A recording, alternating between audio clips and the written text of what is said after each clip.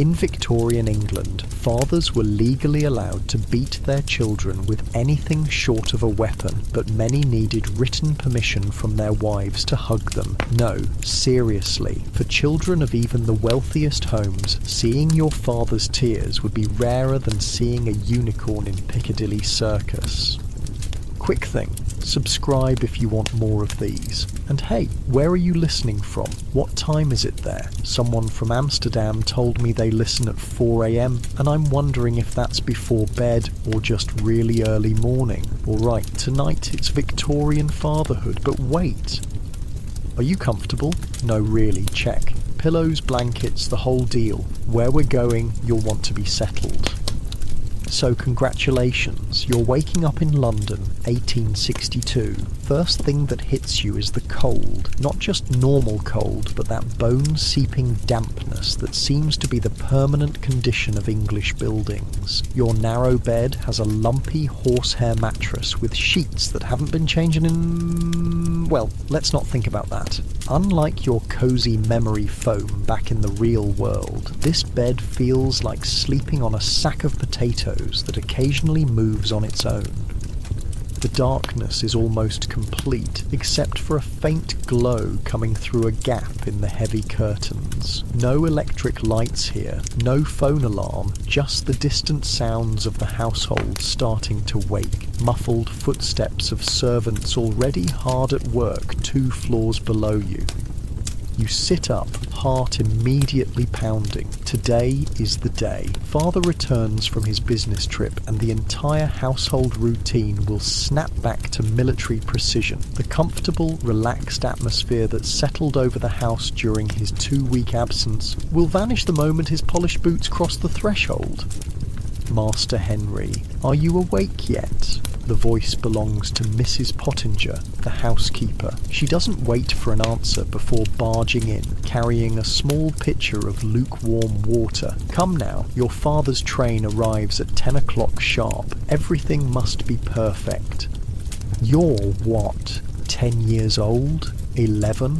Old enough to understand the gravity of father's return, but young enough to still secretly wish for his approval, his affection, something more than the stiff nod he gives you at the dinner table. Yes, Mrs. Pottinger. Your voice comes out small and proper, just as you've been trained. Your mother expects you dressed and at breakfast in 20 minutes. Cook has made kippers. Great kippers, the smoked fish that fills the dining room with its pungent aroma, your father's favourite breakfast. Your stomach turns a little, but you'd never dare complain. Father believes complaints are the first sign of a weak character. Remember what happened last time your father found you improperly dressed, Mrs. Pottinger adds, her voice dropping to a whisper. Oh, you remember the silent rage in father's eyes when he spotted your unlaced boot, the calm, terrifying way he said, "I'll see you in my study directly after breakfast." The waiting was always worse than the punishment itself, standing outside his study door for what felt like hours, hearing him methodically finish his coffee, open and close his newspaper, and finally his measured footsteps approaching the door. Mrs. Pottinger leaves, and you begin the elaborate process of dressing yourself. Unlike modern kids who throw on whatever's handy, you've got layers upon layers, drawers, stockings, shirt with its stiff collar, waistcoat, jacket. Each button is a small battle for your child fingers, but mistakes are not tolerated, not in this house.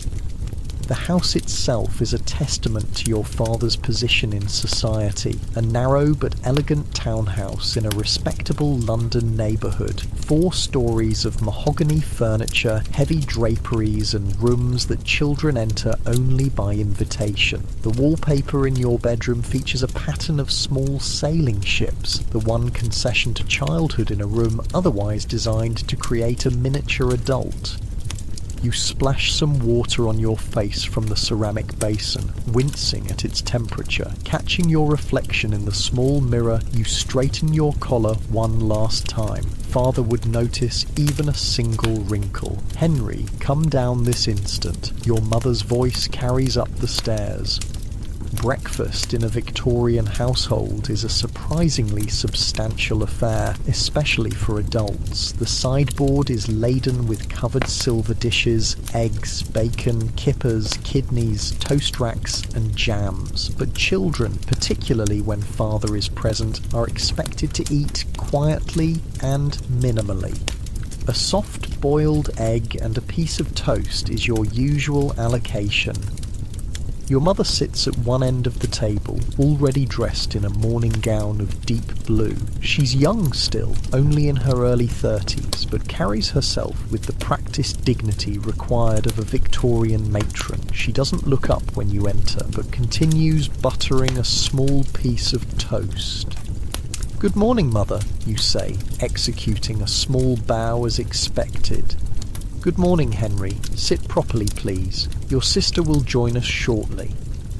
You climb into your chair, back straight, hands in your lap until served. The room smells of coffee, kippers, and furniture polish. The heavy curtains are drawn back just enough to allow a pale rectangle of morning light across the Persian rug. "Is father's train on time?" you ask, trying to keep your voice neutral. "One does not begin a conversation with a question," your mother corrects automatically. "And yes, according to the telegram, his business in Manchester concluded successfully. We expect him by 11. You nod, accepting a small spoonful of scrambled eggs from the maid who serves breakfast.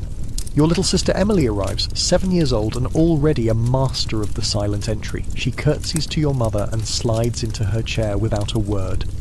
"Children," your mother says, setting down her teacup with precision. "I expect absolute perfection today. Your father has been securing important business connections, and he will be in no mood for childish behaviour. You will speak only when spoken to at dinner. You will have your lessons completed before he arrives, and..." She pauses, fixing each of you with a stern look. "You will under no circumstances enter his study without permission. Is that understood?"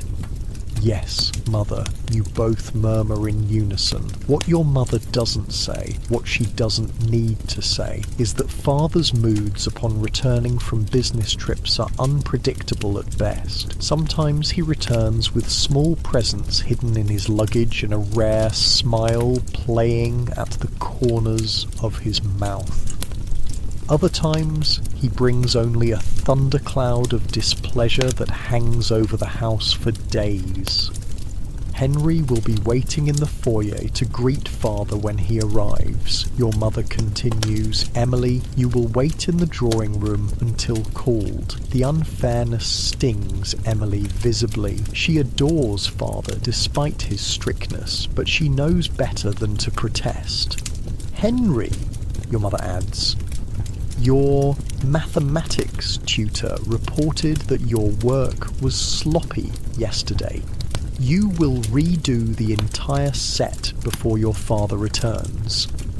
Your heart sinks. 20 complex fractions to recalculate, and the morning already half gone. "Yes, Mother."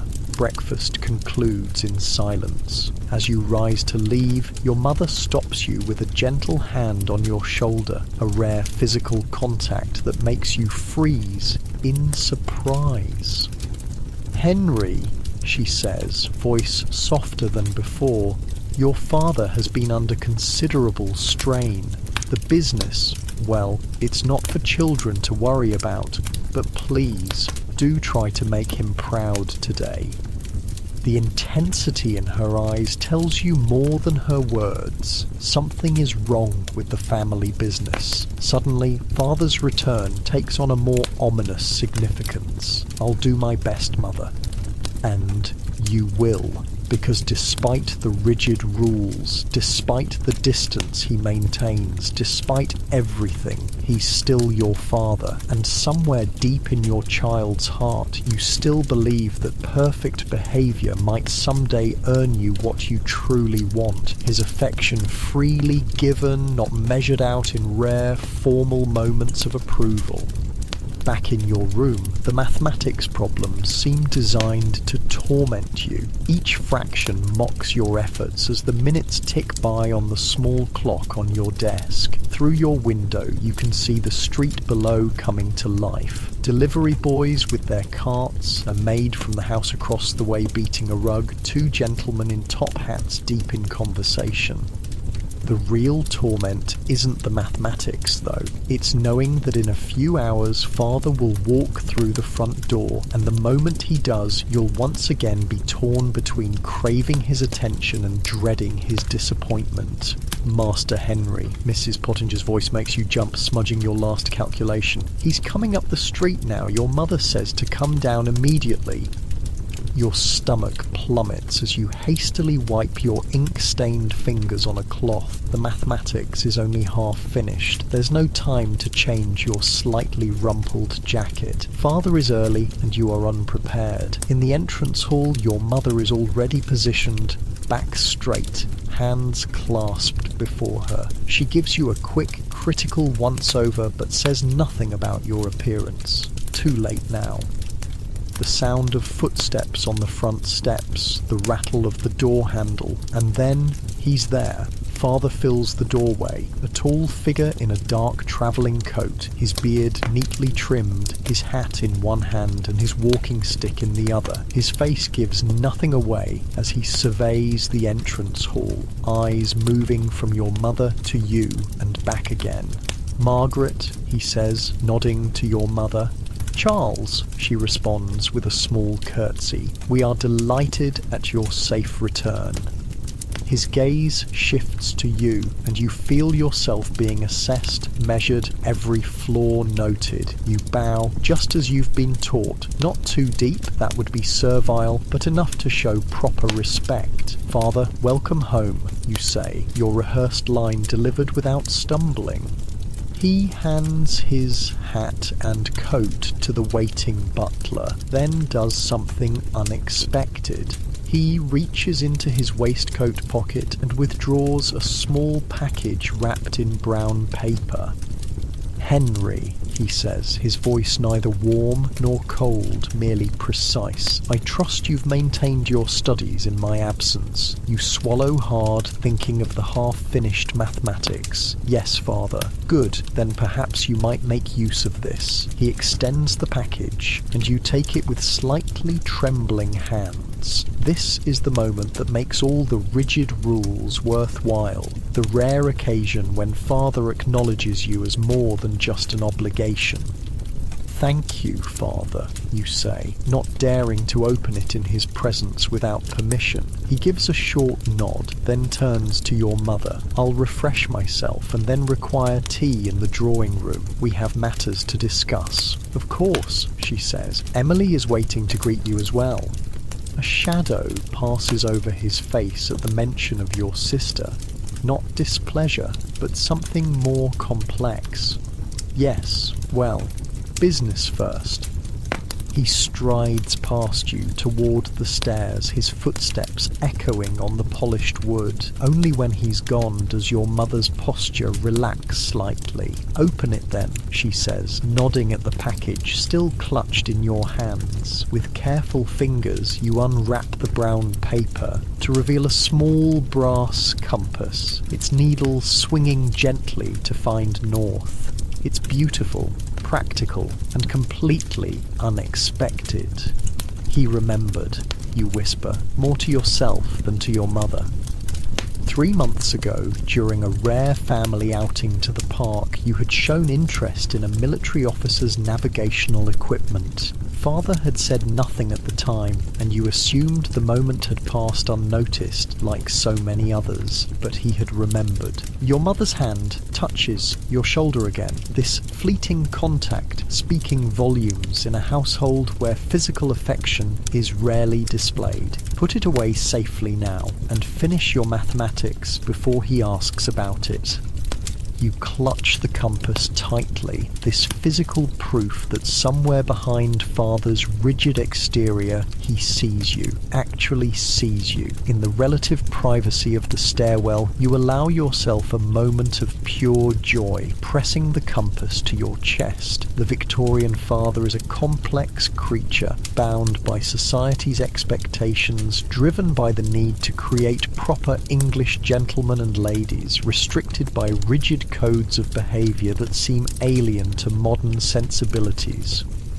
But beneath the stern exterior, behind the formal address and the measured discipline, there beats a human heart, and sometimes, on rare and precious occasions like this one, you catch a glimpse of the love that's hidden there, expressed not in hugs or words of affection, but in a small brass compass that says what a Victorian father cannot: I see you, I know you, you matter to me.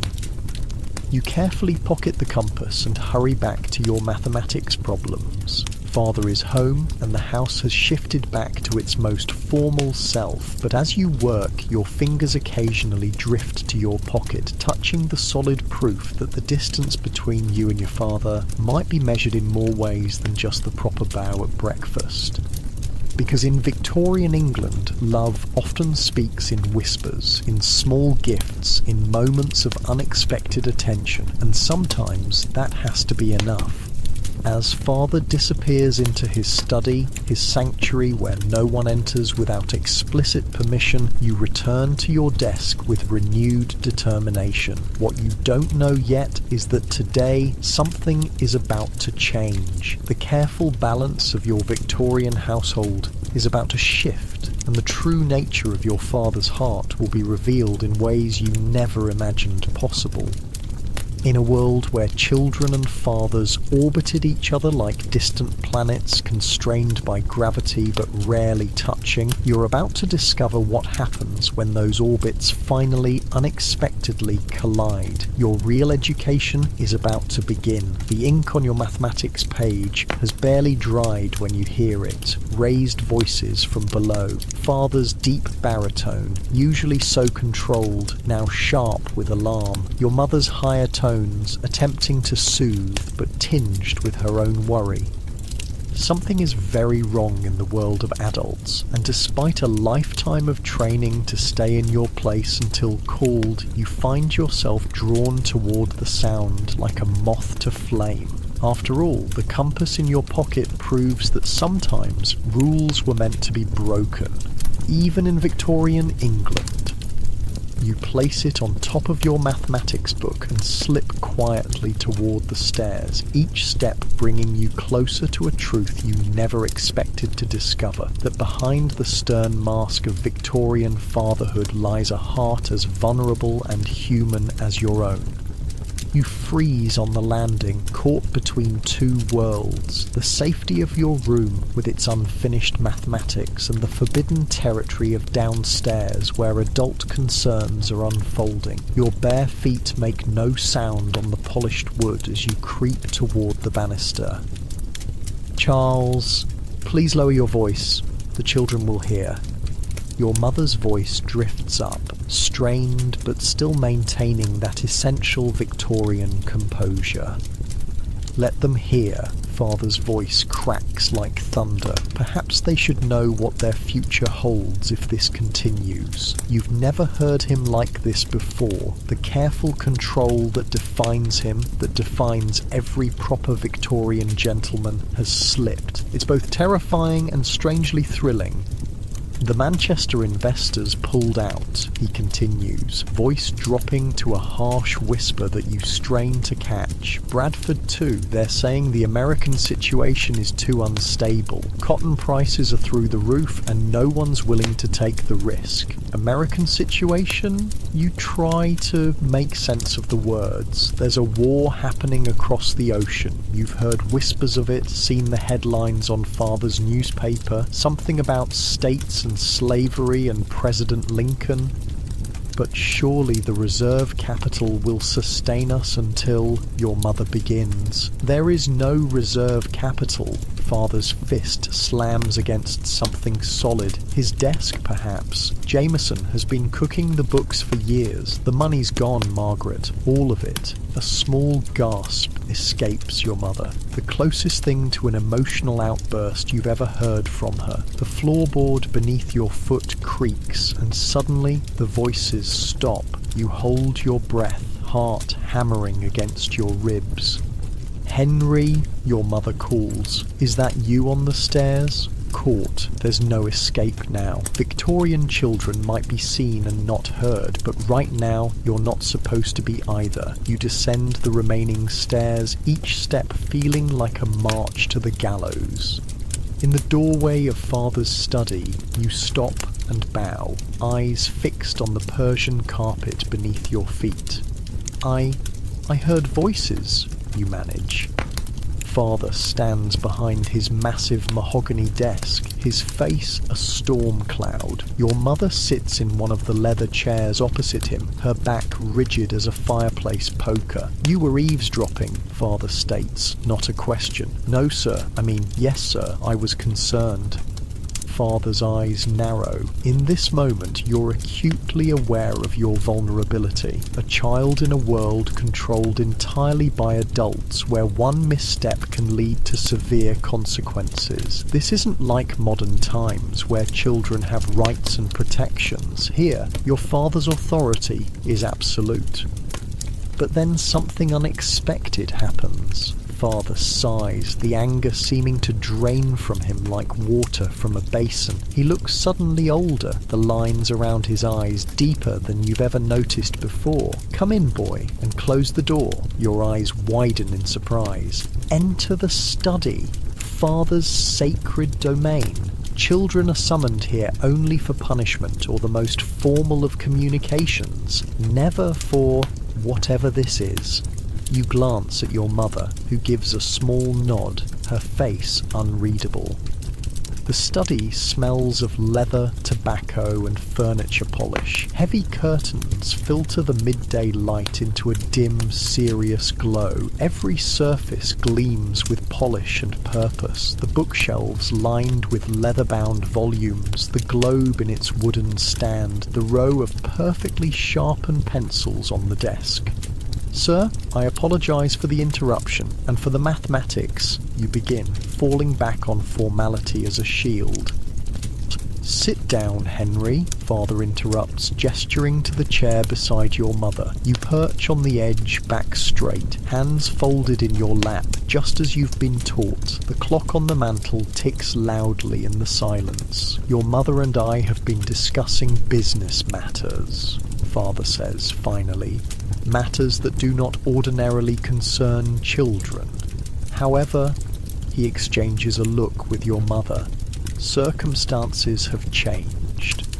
Something cold settles in your stomach. In your 11 years, you've never heard Father speak like this, as if you're an equal deserving of information rather than just instruction. "The textile mill in Manchester," he continues, "is facing difficulties, significant difficulties." "Because of the American war?" you ask, the words slipping out before you can stop them. Father's eyebrows rise in surprise. "You know of this?" "I read the newspapers sometimes, sir, when you're finished with them." A ghost of something, approval, flickers across his face. "Yes, the war has disrupted cotton supplies. Prices have risen beyond what many can afford. Orders have been cancelled." Your mother's hands twist in her lap, the only sign of her distress. "What your father is trying to say, Henry, is that certain adjustments will be necessary in our household."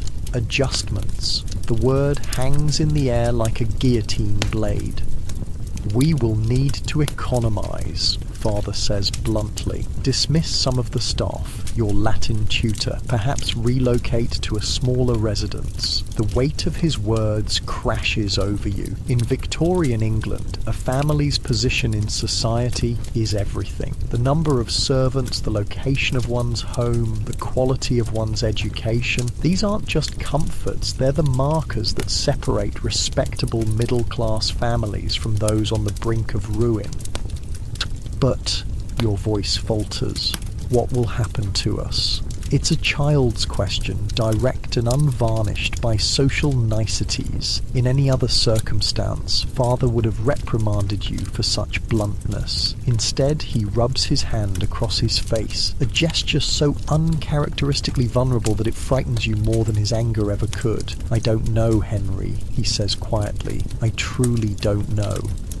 Your mother reaches out and takes your hand, an unprecedented display of physical affection in father's presence. We will manage, she says firmly. The Armitages have weathered difficult times before. Father turns to the window, his back to you both. In the harsh light, you notice for the first time that his coat is frayed slightly at the cuffs. Has it always been that way, or is this new evidence of the economizing already in progress? Sir, you begin hesitantly. Perhaps I could help. He turns, eyebrow raised. You? How could a child possibly help with business matters? The dismissal stings, but you press on. I could give up my birthday celebration next month, and Emily doesn't really need new boots yet. Your mother's hand tightens on yours. Father's expression shifts into something you can't quite read. For a Victorian man trained from boyhood to never display emotion, to maintain control at all costs, what you're witnessing is the equivalent of another man weeping openly. That's... He clears his throat. That's thoughtful, Henry, but not necessary at this stage. He moves to his desk and picks up a letter, turning it over in his hands. I've written to your Uncle William in Yorkshire. He has offered us temporary use of the old family cottage near his estate while I attempt to salvage what remains of the business. Yorkshire. The word explodes in your mind like a firework. The wild, wind-swept moors, so different from London's crowded streets. You've visited only once, when you were too young to remember clearly, but Uncle William's letters always paint it as a place of almost magical freedom. When would we go? Your mother asks, her voice carefully neutral. Within the fortnight, before creditors can make formal claims. Another shock. 2 weeks to pack up your entire life, to say goodbye to the only home you've ever known, to disappear from London society before rumours of financial ruin can destroy what remains of the family reputation. What about school, you ask, thinking of your friends, your cricket matches, your carefully cultivated position as third best in mathematics? Local arrangements will be made, Father says shortly. Your education won't suffer. But that's not what you're worried about, not really. You're worried about disappearing, about becoming invisible. In Victorian England, to step down the social ladder is to vanish from the view of those who once acknowledged you. May I tell Emily, you ask? Your parents exchange glances again, that mysterious adult communication that excludes children. Not yet, your mother says. We'll tell her together when arrangements are more settled. Father returns to his desk chair, the leather creaking beneath his weight. For a moment the three of you sit in silence, the weight of unspoken fears hanging between you. Then Father does something so unexpected, so contrary to everything you know about him, that you almost think you're dreaming.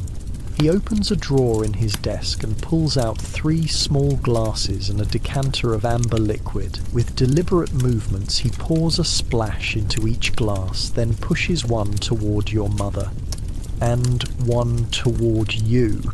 Sir, you say, staring at the glass in confusion.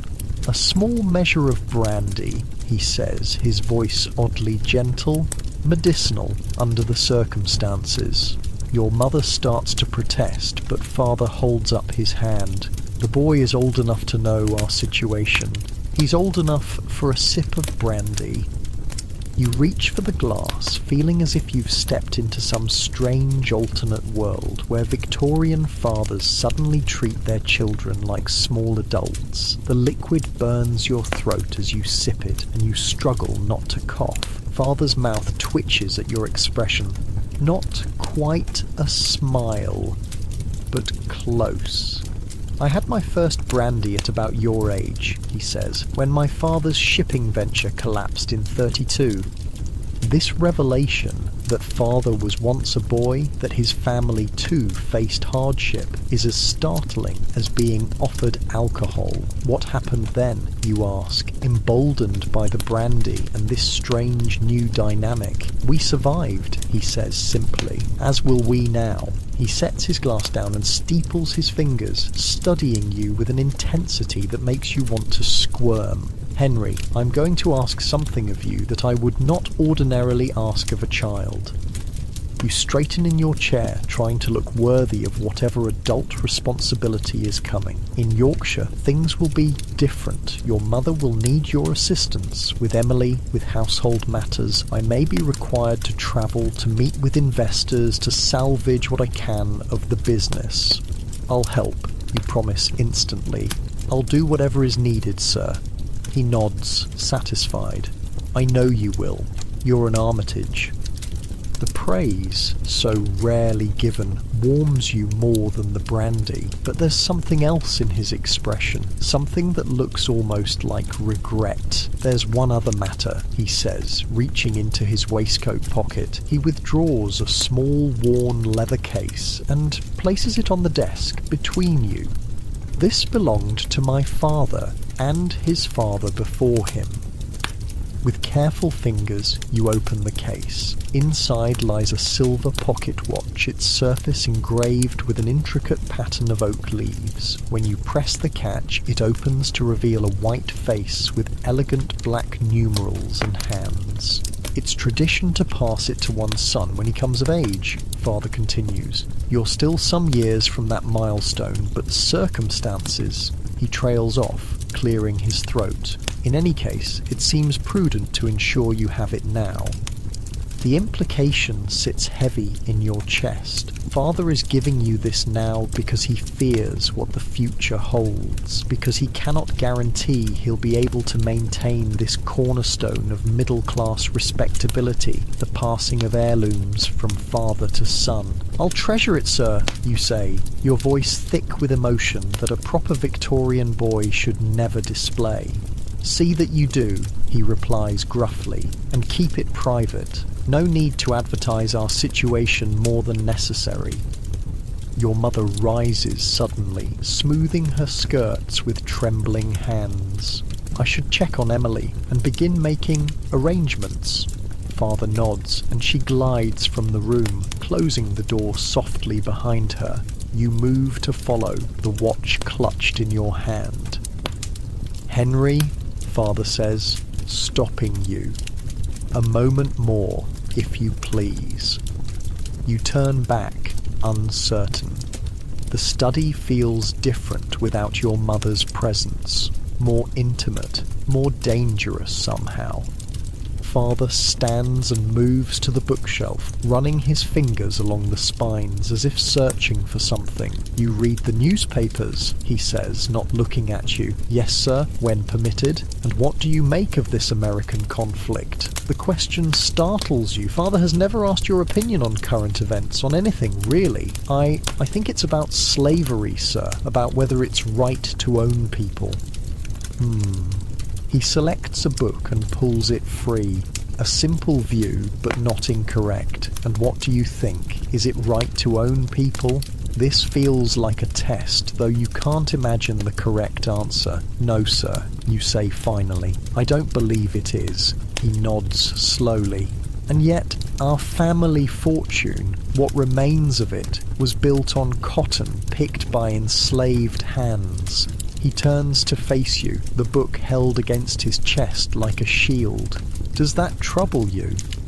The question is so far outside the realm of normal father-son conversations in your household that you struggle to form an answer. Victorian children aren't supposed to have opinions on complex moral issues. They're meant to absorb their parents' views without question. I hadn't considered it, sir. No. Why would you? Children are sheltered from such concerns. He looks down at the book in his hands. Perhaps too sheltered. He extends the book towards you. Take this. Read it when you can do so privately. You accept it, glancing at the title embossed in gold on the spine. Uncle Tom's Cabin by Harriet Beecher Stowe. This book, you ask, confused? But isn't it American? It is, and controversial. Your mother would not approve. He returns to his desk, creating distance between you again, which is why you will read it discreetly. It may help you understand what's happening across the Atlantic, and why our family finds itself in its current predicament. You clutch the book to your chest, beside yourself with confusion. Father giving you contraband literature, father discussing slavery and business failures and family honour all in one afternoon. It's as if the entire world has tilted on its axis. Sir, you venture, may I ask a question? He sighs, suddenly looking exhausted. You may. Are you frightened about what's happening?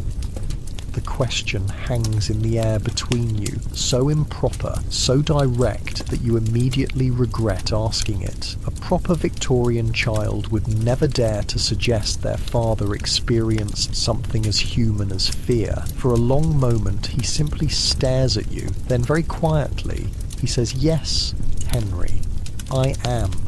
The admission, this crack in the impenetrable wall of Victorian fatherhood, leaves you speechless.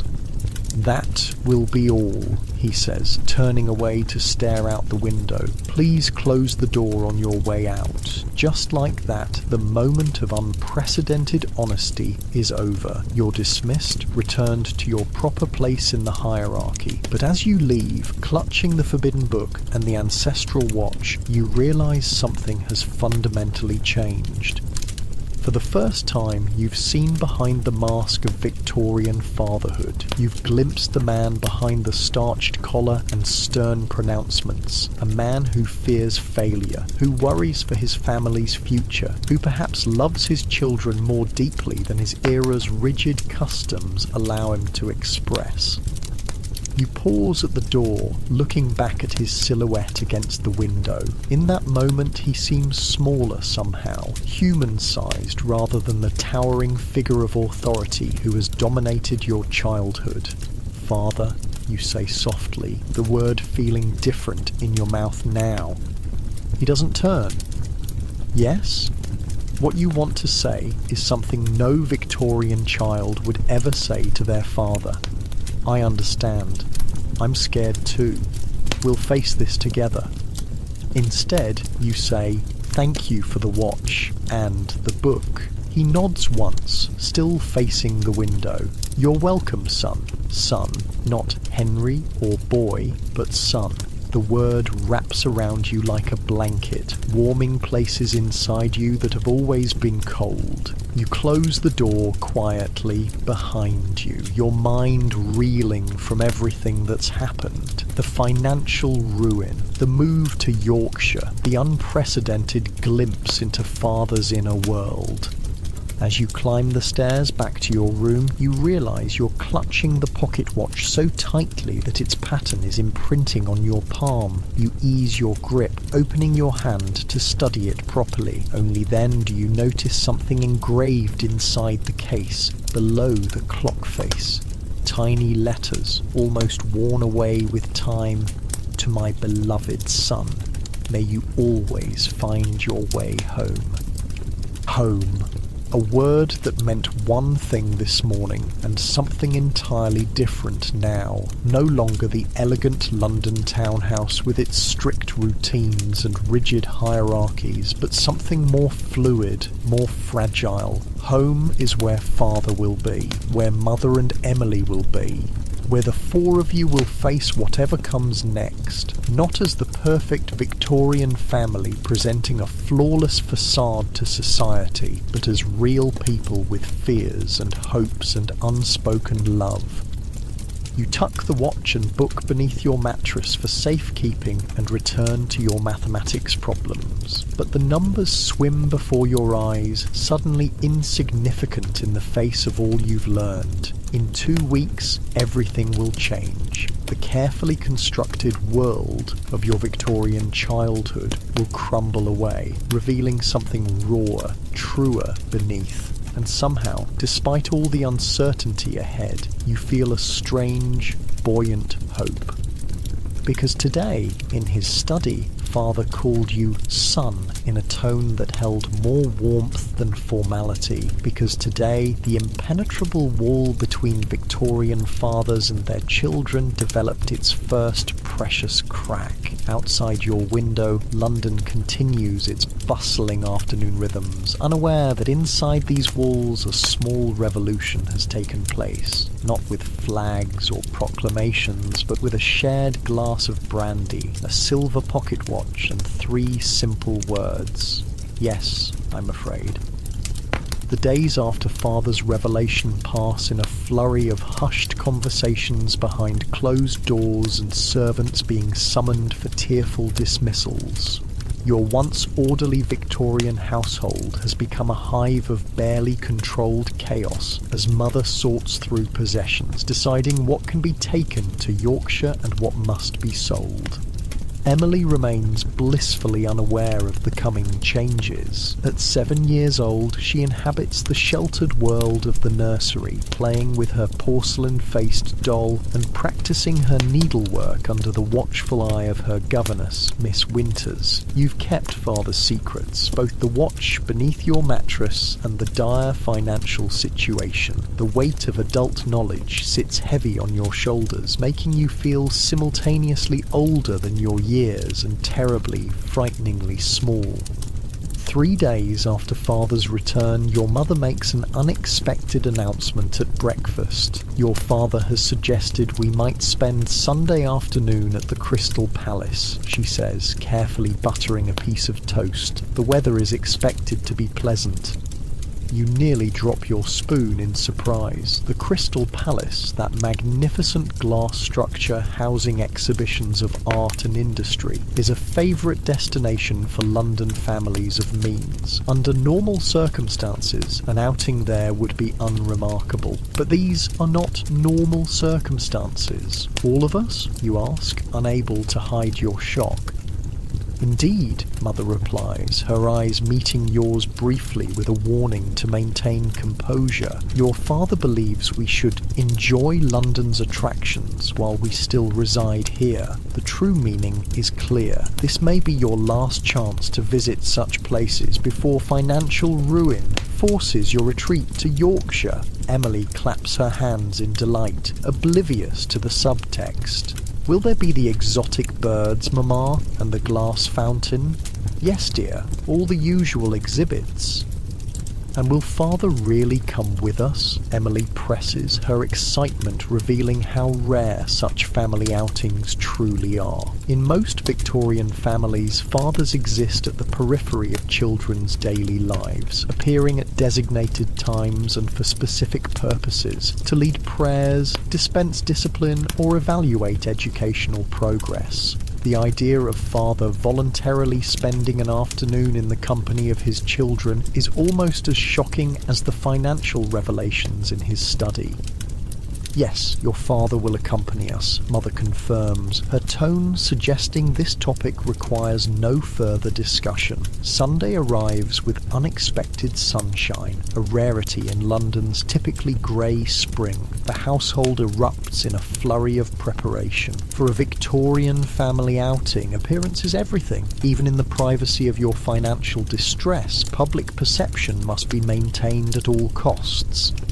Emily is dressed in her finest, a pale blue dress with intricate smocking white stockings and polished black boots. Her chestnut hair is arranged in careful ringlets beneath a straw bonnet trimmed with silk flowers. You're buttoned into your Sunday best, a jacket and short pants that reveal your knees, a clear sign that you're still a child, much to your chagrin, a starched white collar that scratches your neck, and your best boots polished to a mirror shine by the boot boy, who will soon be seeking new employment. Mother descends the stairs in a walking dress of deep green, her waist impossibly small thanks to the corset beneath, her hat secured with long pins that look capable of skewering small game. Despite the chaos of recent days, she looks every inch the respectable Victorian matron. And then there's Father, standing in the entrance hall in his Sunday suit, top hat in hand, looking uncomfortable but determined. His beard has been freshly trimmed, his shoes gleam, and not a speck of dust mars his black wool coat. No one observing him would guess that this man stands on the precipice of financial ruin. "Are we all prepared?" he asks, surveying his family with a critical eye. "Yes, Charles," Mother responds, adjusting her gloves. "The children have been reminded of proper behaviour in public." Father's gaze shifts to you and Emily. "Remember, you represent the Armitage name. I expect nothing less than exemplary conduct." "Yes, Father," you both chorus, the familiar refrain of childhood. The journey to the Crystal Palace involves a hansom cab, an expense that makes your mother's lips tighten slightly, and then a train ride. The carriage is crowded with other families similarly dressed in their Sunday best, all maintaining the careful distance that propriety demands. Emily sits beside Mother, practically vibrating with excitement, but remembering to keep her voice low and her hands folded in her lap. You sit next to Father, acutely aware of his presence, the faint smell of tobacco and shaving soap, the careful way he holds himself so his sleeve doesn't touch yours. "Sir," you venture quietly, "will there be time to see the geological exhibit?" Father glances down at you, something like surprise flickering across his features. "You have an interest in geology?" "Yes, sir. Mr. Finch showed us specimens in natural science lessons. I particularly enjoyed the ammonites." A strange expression crosses Father's face, almost like pleasure, quickly concealed. "I see. Well, I suppose we might make time for the geological section." It's not quite approval, but it's something. A recognition of your interests, a small concession to your preferences. In the carefully controlled world of Victorian childhood, this tiny acknowledgement feels momentous. The Crystal Palace comes into view as you exit the train station, a massive structure of glass and iron, glittering in the spring sunshine like something from a fairy tale. Built for the Great Exhibition of 1851 and later moved to Sydenham Hill, it stands as a monument to British ingenuity and imperial might. Emily gasps audibly, earning a gentle remonstration from Mother about ladylike restraint. But you notice Father's mouth twitch slightly at her excitement. Inside, the palace is a wonderland of exhibitions, technological marvels, exotic plants, educational displays, and artistic treasures. The vastness of the space makes you feel tiny, a speck beneath the soaring glass ceiling. Hundreds of other visitors move through the exhibits, all maintaining the careful dance of Victorian public interaction, acknowledging acquaintances with precise nods, keeping voices modulated, children held firmly in check. "We shall proceed in an orderly fashion," Father announces, consulting the guidebook, beginning with the industrial achievements section. Not the most thrilling start for children, but you know better than to protest. Emily's face falls slightly, but she quickly composes herself, remembering her role as a properly behaved Victorian child. The industrial exhibition proves unexpectedly fascinating, filled with steam-powered contraptions and manufacturing innovations. Father moves through the displays with evident knowledge, occasionally stopping to explain a particular mechanism. This is a power loom, he tells you, indicating a massive iron apparatus, similar to those used in our Manchester factory. The ones that now stand idle, you think but don't say. The thread passes through here, he continues, tracing the path with his finger, and the shuttle carries the weft thread back and forth to create the fabric. You've never heard him speak so animatedly about his business. It strikes you suddenly that Father might actually enjoy his work. Not just as a means of providing for his family, but for the fascinating machinery and processes involved. Were you always interested in textiles, Father? You ask, emboldened by his unusual openness. He straightens, looking momentarily startled by the personal question.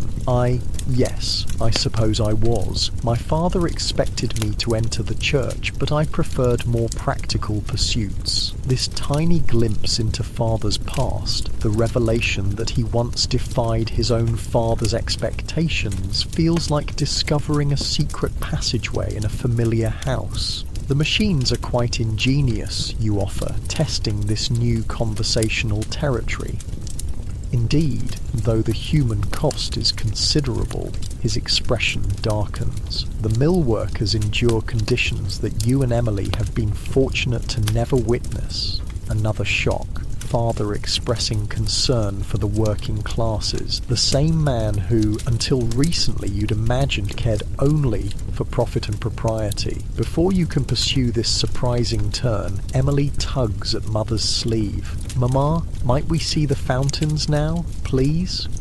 Mother glances at Father, who consults his pocket watch. "We shall proceed to the natural history section," he decides. "The fountains will be our final destination."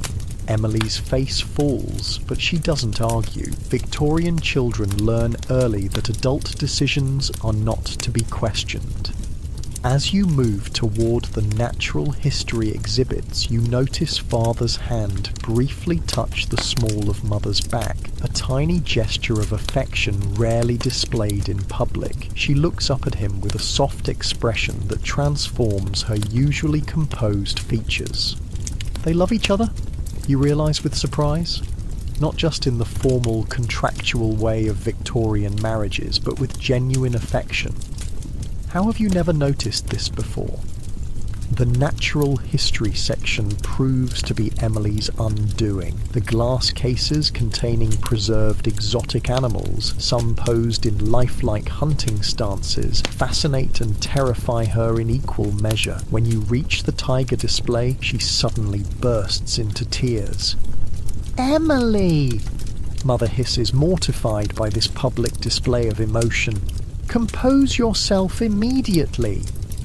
But Emily's sobs only intensify, drawing disapproving glances from nearby visitors. A properly raised Victorian child simply doesn't behave this way in public. Mother looks desperately at Father, clearly expecting him to deliver a stern reprimand. Instead, to everyone's astonishment, he kneels down to Emily's level, a most undignified position for a Victorian gentleman. "Emily," he says, his voice gentle but firm, "look at me." She raises her tear-streaked face, hiccuping slightly. "The tiger cannot harm you. It is merely preserved for educational purposes. But it looks so fierce," she stammers. "And the poor little deer it's attacking." Father hesitates, clearly navigating unfamiliar emotional territory. "Would you prefer to see the mineral collection instead? I believe there are some rather colourful crystals." Emily nods, her tears subsiding at this unexpected concession. Father stands, straightening his jacket and clearing his throat. "Very well. Margaret, perhaps you might take Emily to view the minerals while Henry and I examine the geological specimens we discussed earlier." Mother looks momentarily surprised at this division of the family. but quickly recovers. Of course, come along, Emily. And just like that, you find yourself alone with father, an unprecedented situation outside the formal confines of his study. As Mother and Emily disappear into the crowd, Father turns to you with an expression that might almost be described as conspiratorial. I believe the Ammonites are this way. You follow him through the exhibition halls, maintaining a proper distance but feeling strangely connected nonetheless. The geological display is tucked in a quieter corner of the palace, less crowded than the more popular exhibits. Father stops before a glass case containing spiral-shaped fossils embedded in stone. Ammonites, he says, marine creatures that lived millions of years ago, according to modern scientific theory. You step closer to the case, genuinely fascinated. Mr. Finch says they're evidence of the Great Flood described in the Bible. Father makes a non-committal sound. There are various interpretations. Science and faith need not always be at odds. This is dangerously close to progressive thinking, the kind that proper Victorian gentlemen might discuss in private clubs but rarely share with their children. Did you enjoy science as a boy, Father? You ask, pushing your luck with another personal question. He studies the fossils, his expression distant. I did. My own father considered it a frivolous interest compared to theological studies. But you became a businessman instead.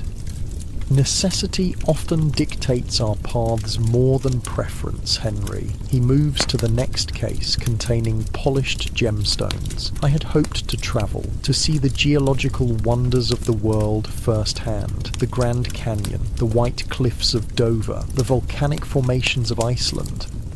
The wistfulness in his voice is so unexpected, so human, that you momentarily forget the proper distance between Victorian fathers and sons. You still could, couldn't you? Someday? He gives you a sidelong glance that contains equal parts surprise and appreciation. Perhaps, though circumstances at present make such aspirations rather fanciful. You touch the pocket where his watch is carefully stored. When we move to Yorkshire, will there be fossils there too? Indeed. The coastline near Whitby is famous for them. Perhaps... He hesitates, then continues with careful casualness. Perhaps we might examine them together, if business affairs permit. Your heart leaps at this unprecedented suggestion, a planned activity with Father pursuing a shared interest. Nothing could be further from the rigid, formal relationship you've always known. I would like that very much, sir, you respond, trying to maintain proper decorum despite your excitement. Father nods, seemingly embarrassed by his own suggestion. We should rejoin your mother and sister. The fountain display will begin shortly. As you make your way back through the crowded exhibition halls, you notice Father walking more slowly than usual, allowing you to keep pace without struggling. Another small adjustment, another crack in the facade of Victorian fatherhood. You find Mother and Emily by the refreshment stand, where Emily is delicately eating an ice cream, a rare treat that suggests Mother is compensating for the earlier tears.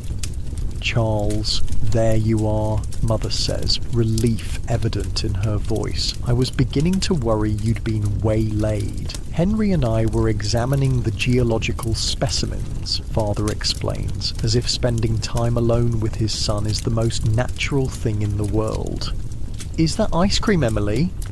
Emily nods, suddenly wary of potential disapproval. Mama said I might have some since I was very good at the mineral exhibit. To everyone's surprise, Father reaches into his pocket and produces a few coins. Perhaps Henry would like one as well. This unexpected generosity, especially given your family's financial situation, leaves you momentarily speechless. Mother gives Father a questioning look, which he answers with an almost imperceptible shrug. Thank you, Father, you manage, accepting the coins with proper gratitude.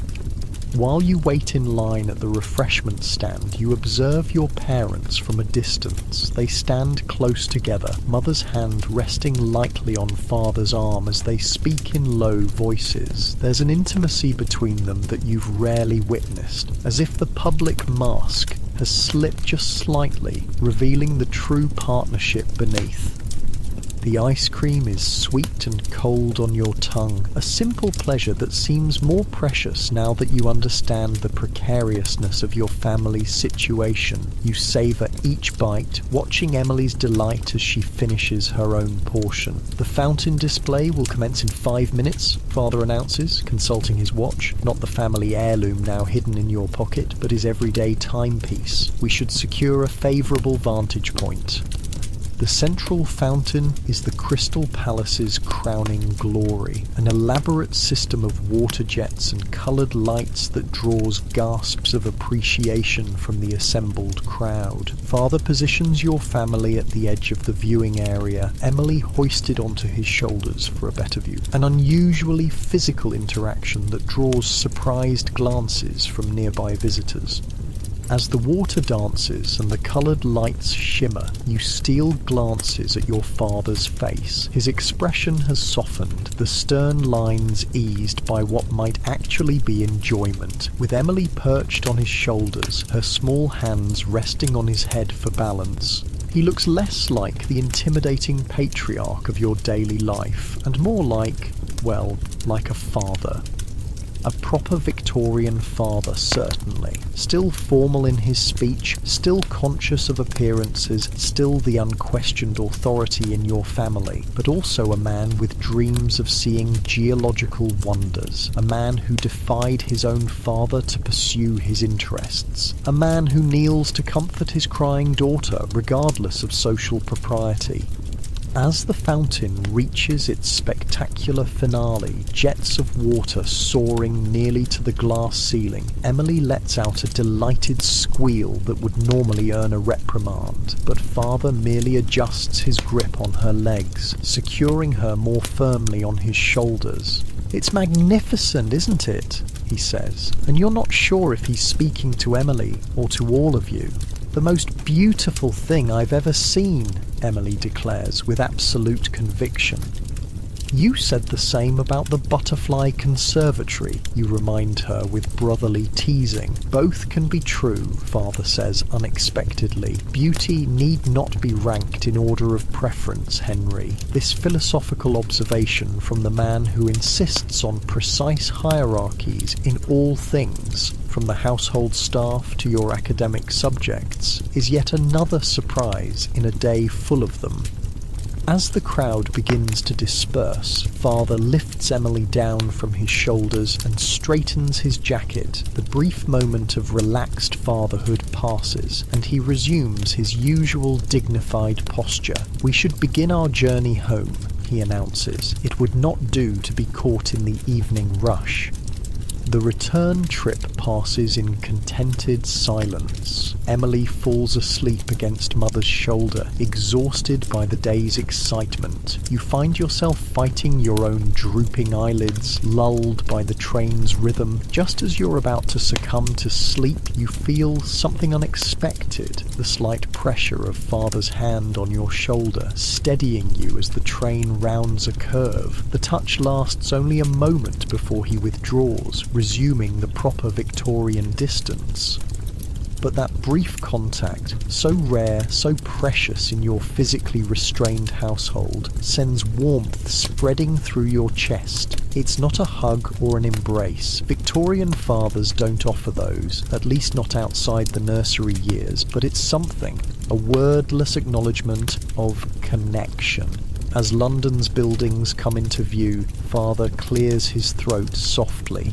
"I have received word from Yorkshire. The cottage will be ready for our arrival next week." Reality crashes back. The financial ruin, the imminent move, the end of life as you've known it. Mother's hand tightens on her reticule, but her expression remains calm. "So soon?" she asks quietly, careful not to wake Emily. "It seems advisable to depart before..." Certain parties become aware of our situation. Father's voice is equally low. We shall leave on Thursday morning. Thursday. 4 days from now. 4 days to pack up your childhood and say silent goodbyes to friends who can never know the truth of your departure. May I bring my books, you ask, thinking of your small collection of adventure stories and the secret volume from Father still hidden beneath your mattress. A reasonable selection, Father allows. Space will be limited. The train pulls into the station, jolting Emily awake. She blinks sleepily, then brightens as she remembers the day's adventures. That was the best day ever, she declares with childish absolutism. Can we go again next Sunday? An uncomfortable silence falls. Next Sunday, you'll be in Yorkshire, miles from London's attractions.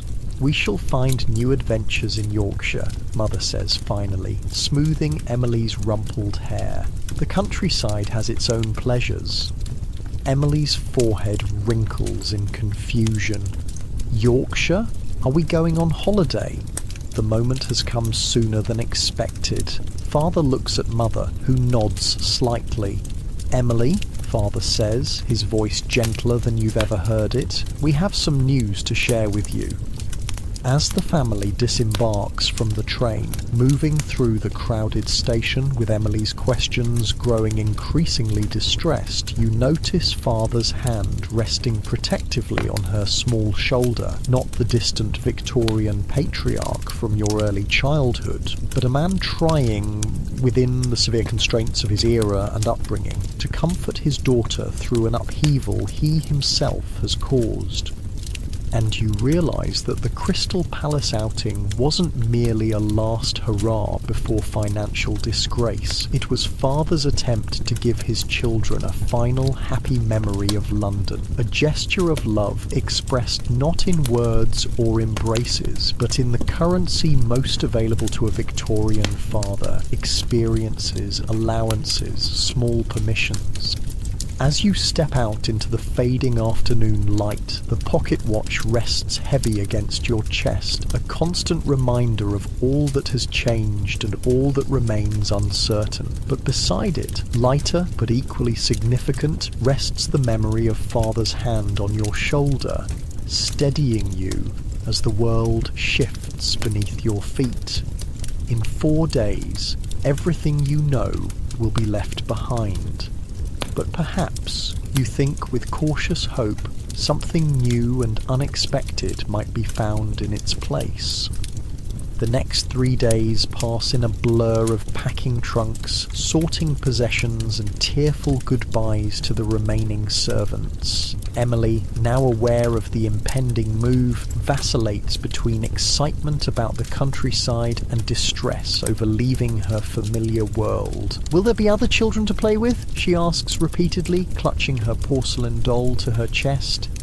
I'm sure there will be, Mother answers, with the strained patience of someone answering the same question for the dozenth time. And you'll have Henry for company, of course. You don't point out that an 11-year-old boy might have better things to do than entertain his 7-year-old sister.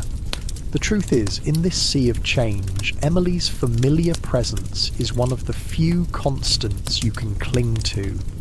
Father is rarely home, spending long hours in the city attempting to salvage what he can of the business. When he does return, late in the evenings, he disappears into his study with a glass of brandy and a stack of papers. The lines around his eyes grow deeper each day. The night before your departure dawns with an unexpected thunderstorm. Rain lashes against the windows and lightning illuminates the half-packed house in ghostly flashes. You lie awake, listening to the thunder and thinking of tomorrow's journey. The cottage in Yorkshire seems both terrifyingly real and impossibly distant. Unable to sleep, you slip from bed and retrieve Father's book from its hiding place beneath the mattress. Uncle Tom's Cabin has proven to be a revelation, a window into the American situation that Father had spoken of, a complex moral tale that has left you with more questions than answers. You've been reading it in small increments by candlelight after you're meant to be asleep. A particularly violent crack of thunder makes you jump, and you nearly drop the candle. Steadying your hand, you return to the page, losing yourself in the story of Eliza's escape across the ice. The scream, when it comes, is so unexpected that at first you think it's part of the story, but it comes again. Emily's voice, high and terrified, from the nursery down the hall. You bolt from bed, still clutching the book. The nursery door is closed, but orange light flickers from beneath it. Fire. Without hesitation, you throw open the door. The scene inside stops your heart. A fallen candle has ignited the nursery curtains, which are now a wall of flame. Emily stands frozen in the middle of the room, nightgown white against the orange glow, screaming but seemingly unable to move. "Emily!" you shout, dropping the book and rushing toward her. "Come here now!" But she remains paralysed, her wide eyes fixed on the rapidly spreading fire. The heat is intense, the smoke already thickening the air. You grab her arm and pull, but she resists, reaching toward her bed. "My doll, I can't leave her." The porcelain doll sits propped against her pillow, her painted face eerily serene as flames lick closer to the bedspread. "Leave it," you order, coughing as smoke fills your lungs. "We have to go." But Emily is inconsolable, fighting your grip with surprising strength. "No papa gave her to me, I can't leave her." The fire spreads with terrifying speed, feeding on the dry fabric and wooden furniture. You realise with a jolt of panic that the doorway, your only exit, will soon be blocked by flames. "Help!" you shout, your voice cracking. "Fire help!" The sound of running footsteps in the hall, and then a shape fills the doorway. Father, his hair dishevelled from sleep, wearing only his nightshirt and trousers, hastily pulled on. "Henry, Emily," his voice cuts through the roar of the fire. "Come here at once." But Emily remains stubbornly in place, still reaching for her doll. "Papa, my doll." Without hesitation, Father plunges into the smoke-filled room. In 3 long strides, he reaches Emily's bed, snatches the doll, and grabs Emily with his free arm, lifting her bodily from the floor. "Henry, out," he commands, pushing you toward the door with his elbow, while carrying Emily and her precious doll. The 3 of you stumble into the hallway just as the nursery curtains collapse in a shower of sparks. Mother stands in the corridor, her face white with terror, a shawl hastily thrown over her nightgown. "The servants!" Father barks, handing Emily to her. "Wake them all, send James for the fire brigade." Mother hesitates only a moment before rushing toward the servants' quarters, Emily clutched to her chest, the doll dangling from her hand. Father turns to you, his face transformed by urgency. Gone is the reserved Victorian patriarch, replaced by something more primal, a man fighting to protect his family. His hair falls across his forehead, his feet are bare, and soot smudges his cheek. "Are you hurt?" he demands, his hands gripping your shoulders. You shake your head, still coughing from the smoke. "Good lad, now help me. We must contain this before it spreads." What follows is a frantic battle against the flames. The remaining servants form a bucket chain from the water pump in the kitchen, passing containers of water hand to hand. Father, stripped down to his shirt sleeves, works alongside the footman and the gardener, his social position temporarily forgotten in the face of emergency. You join the effort, passing buckets with hands that blister and burn. The heat is overwhelming, the smoke choking. Somewhere in the distance, church bells ring the alarm, summoning neighbours to help. After what seems like hours but is probably only minutes, the fire brigade arrives with their pump wagon. Professional firefighters take over, directing powerful streams of water into the nursery. Gradually, the roar of the flames subsides, replaced by the hiss of steam and the crash of sodden plaster falling from the ceiling. When it's finally over, the nursery is a blackened shell, but the fire has been contained to that single room. The rest of the house stands, water damaged but intact. In the kitchen, the family gathers in a state of dishevelment that would be scandalous under normal circumstances. Mother sits with Emily on her lap, both of them wrapped in blankets, Emily still clutching her smoke-stained doll. The remaining servants, James the footman, Mrs. Pottinger the housekeeper, and Thomas the gardener, hover nearby, equally shaken. And Father is transformed. His white shirt is black with soot, his hair wild, his hands raw from handling wet ropes and buckets, but it's his face that shows the most radical change. The careful mask of Victorian propriety completely gone, replaced by naked relief as he looks at you and Emily, alive and relatively unharmed. "Thank God," he says simply, his voice rough from smoke. You've never heard him invoke the deity except in formal prayers or as mild exclamations. This sounds like a genuine expression of gratitude directed at an actual god rather than a social convention. The fire chief says it was fortunate we caught it when we did, he continues, accepting a cup of tea from Mrs. Pottinger with a nod of thanks. Another few minutes and the entire upper floor might have been lost. Emily bursts into tears, burying her face against Mother's shoulder. "It's my fault I lit the candle because I was scared of the thunder. Then I fell asleep and it fell over." Mother strokes her hair, murmuring soothing words, but it's Father who moves to kneel before her, his sooty face level with hers. Another unprecedented breach of patriarchal distance. "Emily," he says firmly, "look at me." She raises her tear-streaked face. "You made a mistake. A serious one, yes, but a mistake nonetheless. What matters is that you are safe, that everyone is safe. But the N nursery is ruined," she wails, "and we're leaving tomorrow, and everything is terrible." Father's expression softens in a way you've never witnessed before.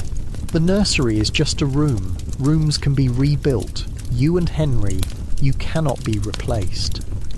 The simple statement hangs in the air, profound in its departure from Victorian emotional restraint. Fathers simply didn't speak this way, openly acknowledging the value of their children as individuals rather than as extensions of family honour or duty. Emily hiccups, her sobs subsiding. "You're not angry with me?" "I am relieved you are unharmed," Father replies carefully. "That is my primary concern at present."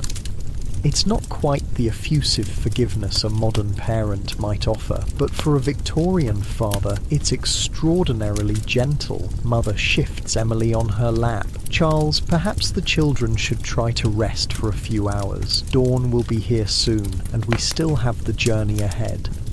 Father nods, rising stiffly from his kneeling position. His back must ache from the firefighting efforts, though he'd never admit to such weakness. Yes, that would be advisable, though perhaps not in their usual rooms given the smoke damage. The drawing room settees could be made up, Mrs. Pottinger suggests.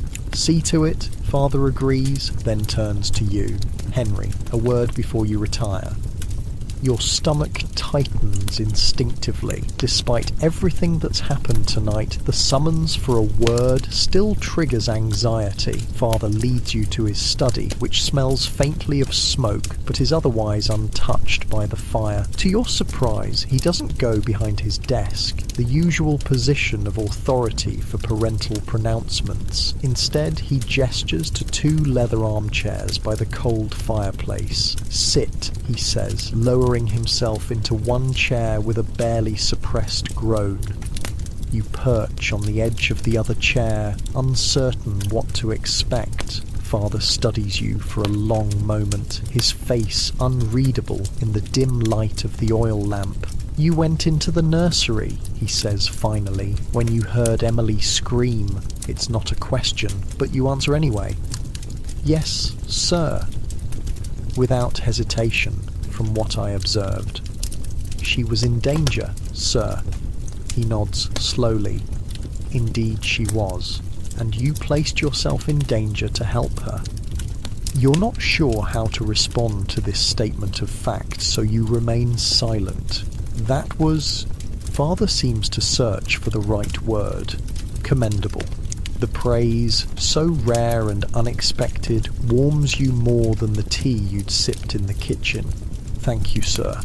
Father leans forward slightly, wincing as some hidden muscle protests the movement. "You know, when I was approximately your age, my younger brother fell through the ice on a pond near our home." This sudden, voluntary sharing of personal history shocks you into stillness. Father never speaks of his childhood or his family. Did you help him?" you venture, when he doesn't continue. "I did not," Father says flatly. "I ran for assistance instead." The rational choice, perhaps, but he trails off, his gaze distant. By the time help arrived, he had been in the water nearly 10 minutes. He survived, but his lungs were never the same. He died of pneumonia 3 years later. The weight of this confession, this glimpse into a formative tragedy, leaves you speechless. "I have often wondered," Father continues, almost as if speaking to himself, "whether a different choice on my part might have resulted in a different outcome." "But you were just a boy," you protest. "What could you have done?" "What you did tonight," he says simply. "Act without calculation. Put another's safety before your own." The comparison seems wildly unfair. "The nursery fire wasn't the same as falling through ice, sir." "Perhaps not, but the instinct, or lack thereof, is the same." Father straightens in his chair, visibly pulling himself back from wherever his memories had taken him. "In any case, your actions tonight were those of a young man, not a boy. I am proud of you, Henry. Proud. The word you've waited your entire life to hear from his lips. It feels simultaneously monumental and somehow insufficient, as if the relationship between you has evolved beyond the simple dynamic of a child seeking a father's approval. "Thank you, Father," you say quietly. He nods once, then gestures to something on the floor near your feet. "I believe this belongs to you." You look down and feel your blood freeze. There, on the carpet, lies Uncle Tom's Cabin, the forbidden book you must have dropped in your rush to help Emily, the book you were specifically instructed to read privately. I can explain, sir," you stammer. To your astonishment, Father's mouth twitches in what might almost be amusement. "I imagine you were reading it by candlelight after you were meant to be asleep." Your silence confirms his suspicion. "Just as I did with my father's copy of The Count of Monte Cristo at your age," he adds, surprising you yet again, "though I trust Mrs. Stowe's work provided more moral edification than Dumas offered me." He's not angry, he's reminiscing about his own childhood transgression. The world has surely turned upside down. "It's a powerful book, sir," you say carefully. "Indeed it is. And what did you make of it?" This is not the conversation you expected to be having at 3 in the morning in a smoke-damaged house, hours after nearly perishing in a fire, but you gather your thoughts nonetheless. I think it's complicated, sir. More complicated than I understood before." Father nods slowly. "Most important matters are, Henry. The world rarely divides neatly into right and wrong, however much we might wish it to. From the man who has always presented moral choices as absolute and unambiguous, this philosophical nuance is yet another revelation. The American war has complex origins and will have far-reaching consequences, he continues, for them and for families like ours who depended on their cotton. Is that why we're going to Yorkshire, sir? Because of slavery in America? In part, though as I've learned tonight, perhaps there are more important considerations than business or social standing. He looks at you directly, his expression more open than you've ever seen it. Family, for instance. The simple statement from a man who has always placed duty and propriety above emotional attachments feels revolutionary. Or now, he says, straightening and becoming more recognisably himself. You should get what rest you can. Tomorrow's journey will proceed as planned, though perhaps with fewer possessions than anticipated. You stand, recognising the dismissal, but hesitate before turning to leave. Father? Yes? Henry? I'm sorry about your brother. I didn't know you had one. Something flickers across his face. Pain, perhaps, or regret. Robert, he says softly. His name was Robert. The rare offering of this personal detail feels like a gift, one more precious than the watch or the compass. Thank you for telling me about him, you say. Father nods once, then turns to stare into the cold fireplace, effectively ending the conversation. But as you reach the study door, his voice stops you once more. Henry? Yes, sir? I am glad you were not harmed tonight. It's not quite "I love you." No Victorian father would say those words aloud to a son old enough to wear short pants. But in the context of everything that has happened, the financial ruin, the move, the fire, the unprecedented personal revelations, it feels like the closest equivalent possible within the constraints of his era and upbringing. Thank you, father, you say quietly. So am I.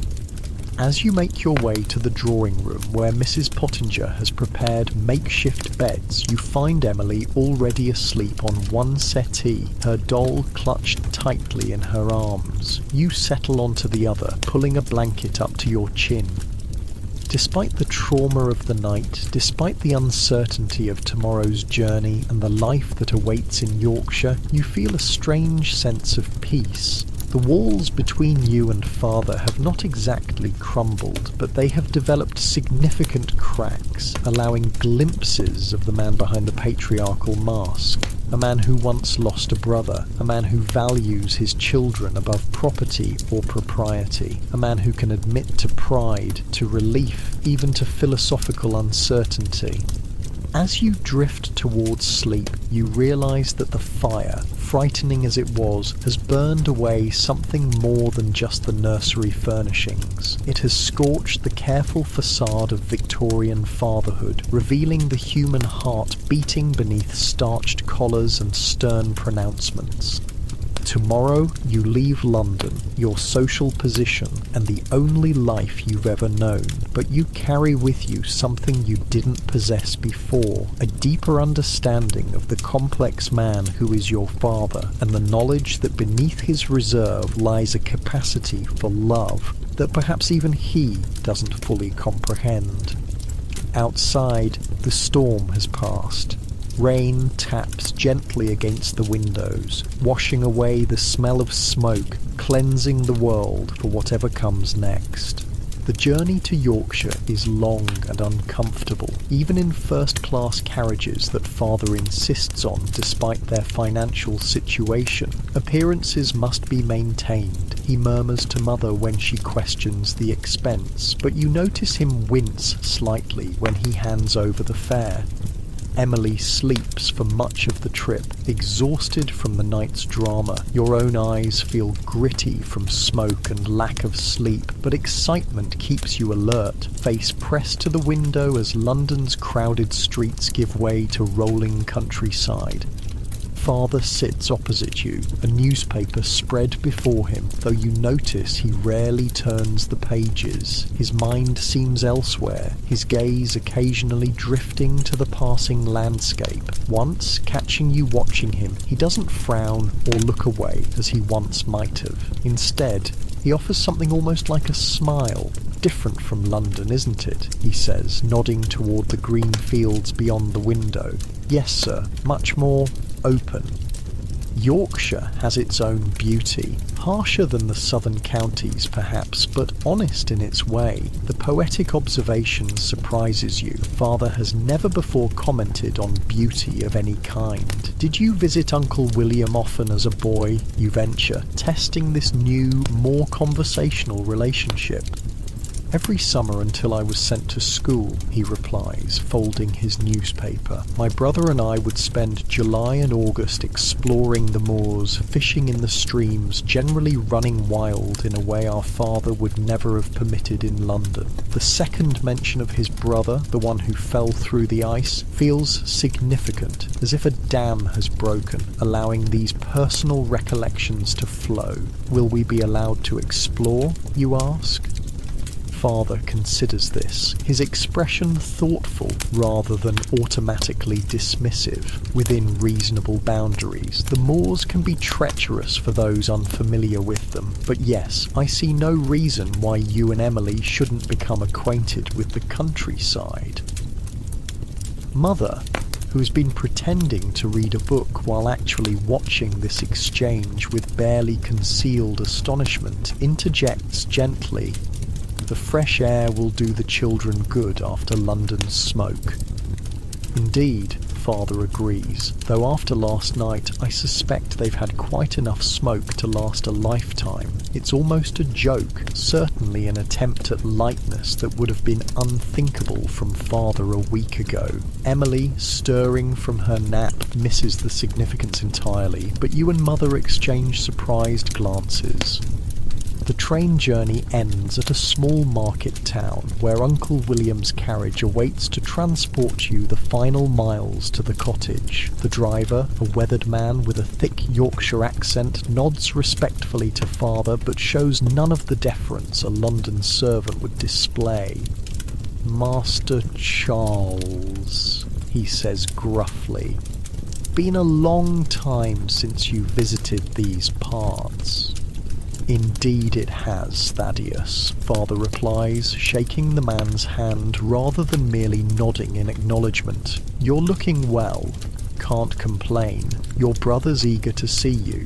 The casual reference to Uncle William as "your brother" rather than by his proper title, and Father's acceptance of this familiarity, speaks volumes about the different social codes of rural Yorkshire.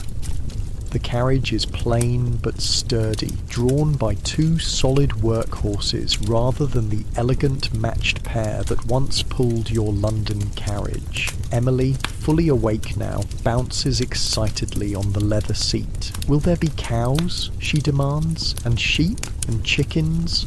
"I expect so," Mother replies, adjusting her hat, which has suffered somewhat during the journey. "Though we shall not be farming ourselves, Emily. The cottage comes with a small garden only. Uncle has offered us use of his home farm products," Father adds. "Milk, eggs, the occasional lamb or beef joint." The charity implicit in this arrangement clearly pains him, though he masks it well. For a man accustomed to being the provider, accepting such help, even from family, must sting his pride. The carriage trundles through stone-walled fields and small villages of grey stone cottages. The landscape grows progressively wilder, the hills steeper until you're climbing into true moorland. Vast expanses of purple heather and golden gorse stretching to the horizon. "Look, there!" Father says suddenly, pointing to a distant structure on a hilltop. "Armitage Hall. Your great-grandfather built it when the textile trade first made the family fortune." You lean forward, studying the grand house with its many chimneys and formal gardens. "Is that where Uncle William lives?" It is. Why don't we live there? Emily asks with a child's directness. It's much bigger than our house in London. An uncomfortable silence falls. Father clears his throat. The hall passed to your uncle as the eldest son. I established my own household and business in London after university.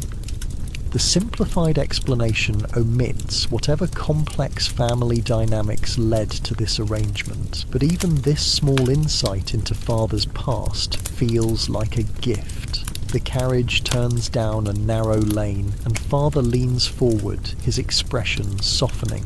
Ah, here we are, Moorside Cottage. Your new home comes into view, a sturdy stone building with a slate roof, much smaller than your London house, but charming in its way. Smoke curls from the chimney, suggesting someone has prepared for your arrival. A small garden bursts with late spring flowers, and an ancient oak tree spreads protective branches over one corner of the roof. It's tiny, Emily exclaims, then claps her hand over her mouth, realizing too late the impropriety of her outburst. But Father only chuckles, an actual audible chuckle that makes Mother's eyebrows rise nearly to her hairline. It is rather compact compared to Threadneedle Street, he agrees, but it was my grandmother's dower house, and many happy childhood summers were spent here. The carriage halts before the front door, which opens to reveal a stout woman in an apron wiping her hands on a cloth. "Mrs. Thwaite," Father says, helping Mother down from the carriage. "You're looking well." "Master Charles," she replies with a curtsy that somehow manages to be both respectful and brisk. "It's good to see you again after all these years. I've got a hot meal waiting inside and the beds are aired." The simple, practical welcome seems to put Father at ease in a way London's elaborate social rituals never did. He introduces you and Emily, and Mrs. Thwaite studies you both with kind but assessing eyes. "Growing children need proper feeding," she declares. "Too pale, the both of you. London air's no good for young lungs. In London, such familiar commentary from a housekeeper would be unthinkable." But Father merely nods in agreement. "Indeed, Mrs. Thwaite, we're counting on Yorkshire to put roses in their cheeks." The cottage interior is simple but comfortable. The front door opens directly into a cosy sitting room with worn but quality furniture and a fireplace where a welcoming blaze crackles. Beyond lies a small dining room and a compact kitchen where delicious smells emanate. A narrow staircase leads to bedrooms above.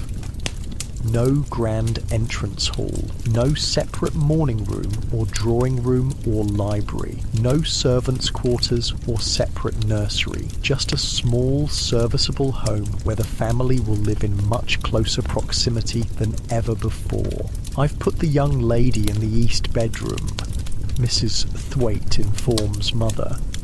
Master Henry has the small room adjoining Master Charles's old chamber. "I hope that suits."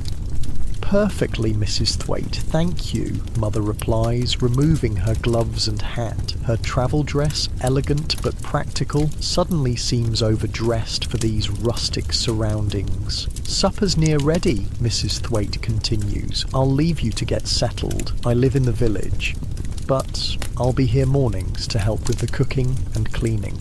With that, she disappears into the kitchen, leaving the family to absorb their new circumstances. Emily immediately begins exploring, opening doors and exclaiming over discoveries. Mother follows, gently reminding her not to touch anything until they've washed the travel dust from their hands. Father stands in the centre of the sitting room, looking both larger than usual in the small space and somehow more at home than he ever appeared in the London house. "Well, Henry," he says quietly, "what do you make of Moorside Cottage?" You consider the question carefully. The house is drastically smaller than your London home, with none of the elegant furnishings or modern conveniences you're accustomed to, but there's something about its sturdy stone walls and simple comforts that feels felt safe. "I like it, sir," you say honestly. "It feels like a home rather than a showcase," he suggests when you struggle to find the words. "Yes, exactly." He nods, satisfaction evident in his expression. "My thoughts precisely." When Mrs. Thwaite calls you to supper an hour later, you've washed away the journey's grime and changed into fresh clothes. The dining room table is smaller than the one in London, placing family members in closer proximity than the formal distance usually maintained at meals. The food is simple but abundant. Roast chicken, vegetables from the garden, fresh bread still warm from the oven, and a fragrant apple tart for dessert. Father, seated at the head of the table, carves the chicken himself, a task that would have been performed by the butler in London. "I was always tasked with carving when visiting my grandfather here," he remarks, skillfully separating meat from bone. "He insisted every man should know how to handle a carving knife properly." "Did you visit often?" you ask, emboldened by the increasingly conversational tone he's adopted since the fire. "Every summer until I was 12. Then boarding school and university took precedence." He passes plates filled with succulent meat and crisp roasted potatoes.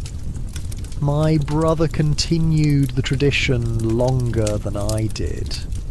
"Uncle William?" Emily asks through a mouthful of bread, earning a gentle remonstrance from Mother about speaking with one's mouth full.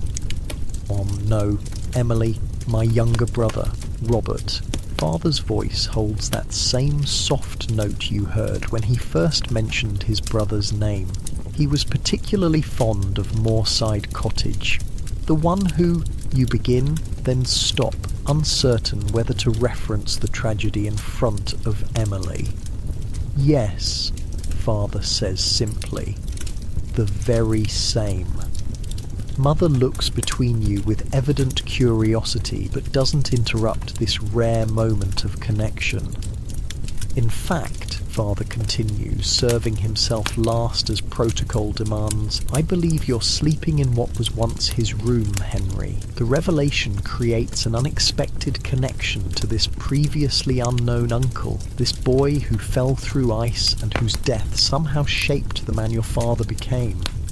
Dinner progresses with less formality than any meal in your memory. Father actually participates in the conversation rather than eating in majestic silence. He answers Emily's endless questions about farm animals and moorland wildlife with unexpected patience. He even relates a story from his youth, how he and Robert once got hopelessly lost on the moors and were found by a shepherd who brought them safely home. "Were you punished terribly?" Emily asks, wide-eyed at the tale of adventure. "Not as severely as we expected," Father admits. "My grandfather was a different sort of man than my father, more forgiving of boyhood transgressions." The subtle critique of his own father, your grandfather, whom you never met, offers yet another piece in the puzzle of understanding who Father is and how he came to be that way. After dinner, instead of withdrawing to a separate study as he would have in London, Father remains with the family in the sitting room. The single shared space means that Victorian conventions about men and women occupying different spheres after dinner cannot be observed.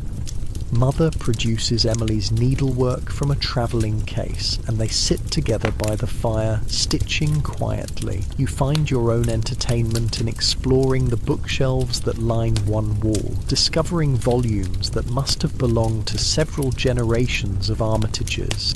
Father, seated in a worn leather armchair with a book open on his lap, watches your exploration with evident interest. "You'll find some adventure stories on the bottom shelf," he offers, "tales of King Arthur and his knights that once captured my imagination."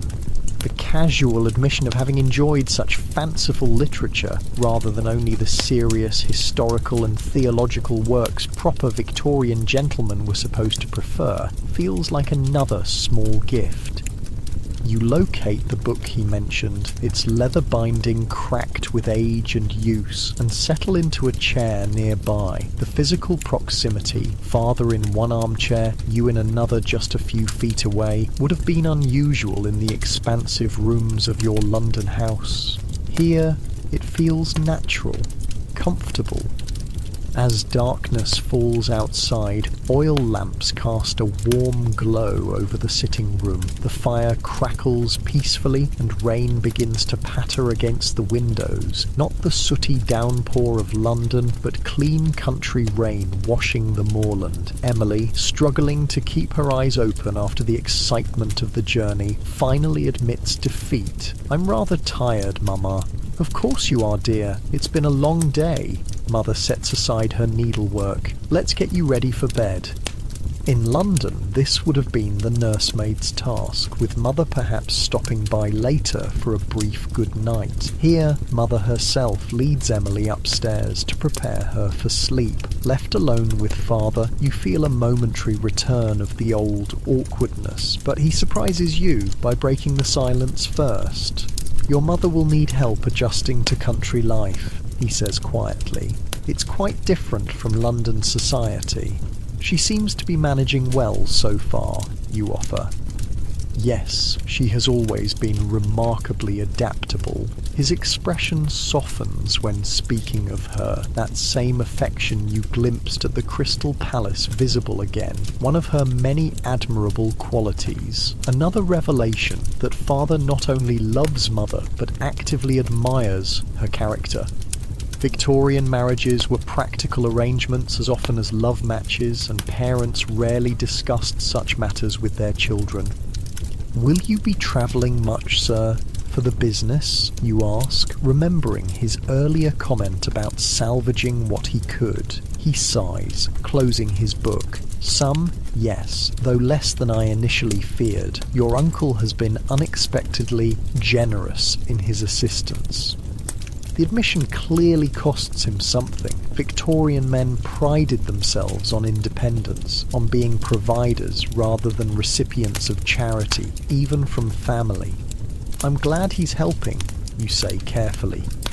Father studies you, his expression thoughtful. "As am I, Henry. Pride is a necessary quality in a man, but it can become a burden when carried to excess. That is something I am attempting to learn." The humility in this statement, from a man who has always projected absolute certainty in all things, is perhaps the most surprising development yet.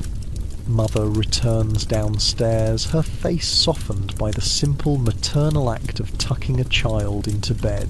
"Emily is asking for you, Charles," she says. "She wants to say good night." In London, Father's participation in bedtime rituals was limited to a formal blessing at evening prayers. Actually visiting a child's bedroom to say good night was the province of mothers and nursemaids. But Father rises without hesitation. "Of course."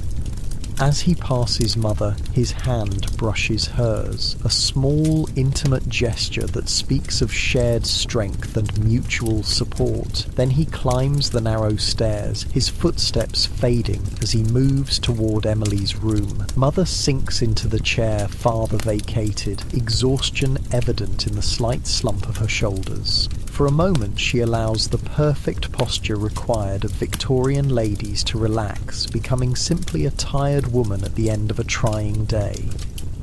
"Are you well, Henry?" she asks softly. "Truly?"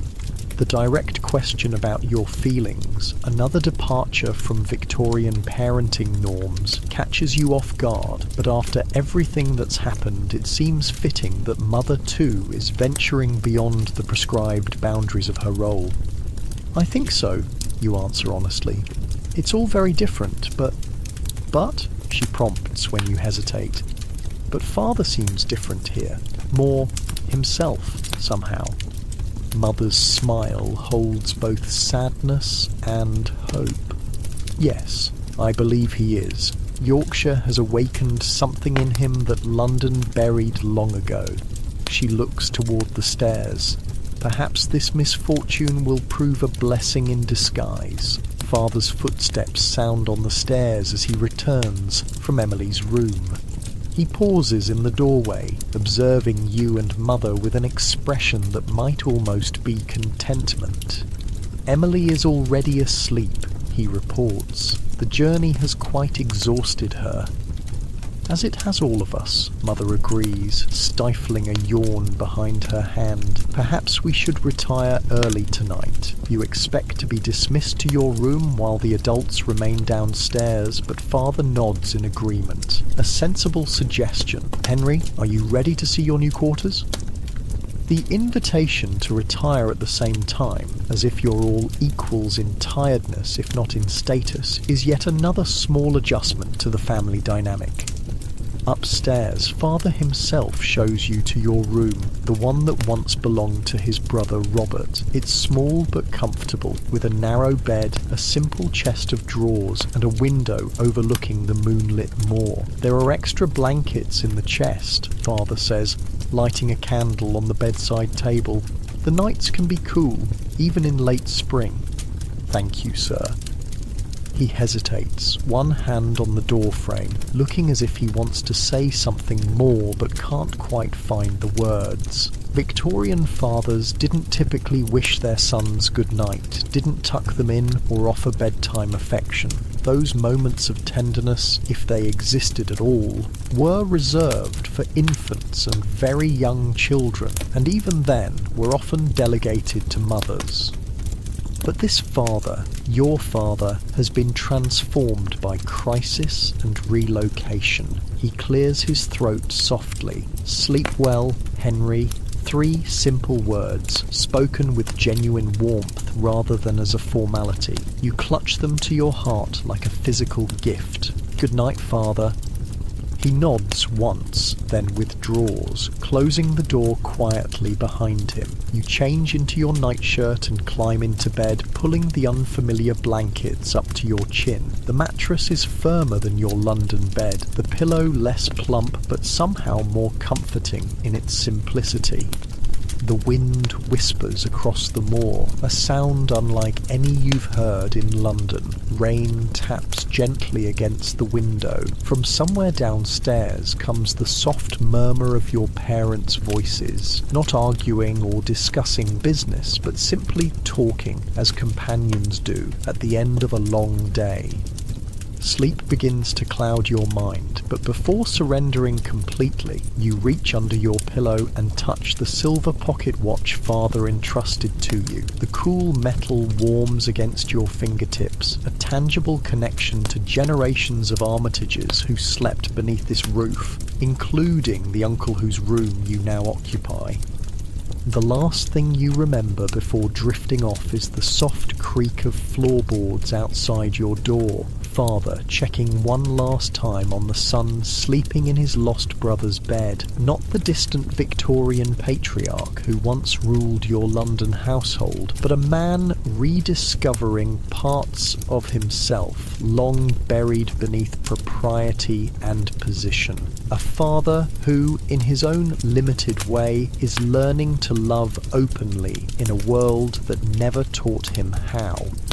3 weeks pass in a gentle rhythm, unlike anything you've known in London. Moorside Cottage settles around your family like a well-worn coat, the initial strangeness giving way to familiar comfort. Mrs. Thwaite comes each morning to help with cooking and cleaning, but leaves by mid-afternoon, meaning the family spends more time alone together than ever before. The absence of London's rigid social calendar has transformed Mother. Her corsets are looser, her hair often simply braided rather than elaborately arranged. She's taken to working in the cottage garden, something no respectable London lady would have done. Her hands, once pristinely white, now bear the honest calluses of one who digs in soil and cuts her own flowers. Emily has bloomed like those garden flowers, her natural exuberance no longer constrained by nursery walls and strict social codes. She collects wildflowers, befriends the chickens at Uncle William's home farm, and returns each day with her pinafore muddied and her cheeks flushed with fresh air. And Father is perhaps the most profoundly changed of all. He still journeys occasionally to the nearest large town to meet with solicitors and business contacts. He still maintains certain formalities, grace before meals, proper attire for dinner, even when dining only with family. But the unbending Victorian patriarch who ruled your London household has been replaced by a more complex figure, a man rediscovering aspects of himself long buried beneath societal expectations. This morning, you wake to birdsong instead of street noise, sunlight streaming through curtains, far simpler than those that once adorned your London bedroom. The pocket watch beneath your pillow tells you it's just past 6, early but not unreasonably so for country living.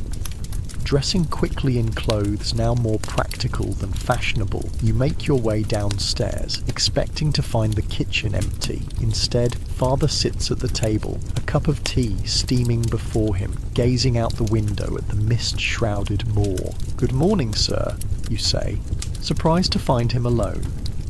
He turns, and you're struck again by how his face has changed in these weeks. The stern lines around his mouth have softened. His eyes hold a calm that London's constant pressures never permitted. "Henry," he acknowledges with a nod. "You're up early." "Yes, sir. I thought I might walk to the ridge before breakfast."